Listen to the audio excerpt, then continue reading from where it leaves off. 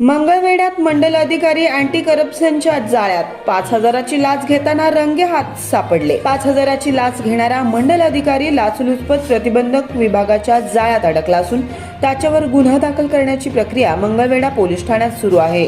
चंद्रकांत इंगोले मंडल अधिकारी मारापूर तालुका मंगळवेढा असं अँटी करप्शनने ताब्यात घेतलेल्या कर्मचाऱ्याचं नाव आहे। तक्रारदार यांनी जमीन बक्षीसपत्र करून 7/12 उतार्यावर नाव नोंदणी करण्यासाठी तहसील कार्यालयाकडे अर्ज केला होता।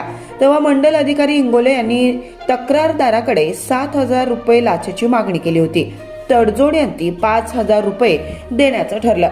5,000 रुपये देताना संत दामाजी साखर कारखाना रोडवर लाचलुचपत प्रतिबंधक विभागाचे पोलीस निरीक्षक उमाकांत महाडिक यांच्या पथकाने इंगोले यांना रंगेहात पकडले असल्याची माहिती पोलीस सूत्रांकडून देण्यात आली आहे। ब्युरो रिपोर्ट जनसबूत न्यूज राजकुमार स्वामी मंगळवेढा। जनसबूत न्यूज च्या बातम्या पाहण्यासाठी आजच जनसबूत न्यूज चॅनलला सबस्क्राइब करा आणि बाजूला असणारे बेल आयकॉन प्रेस करा।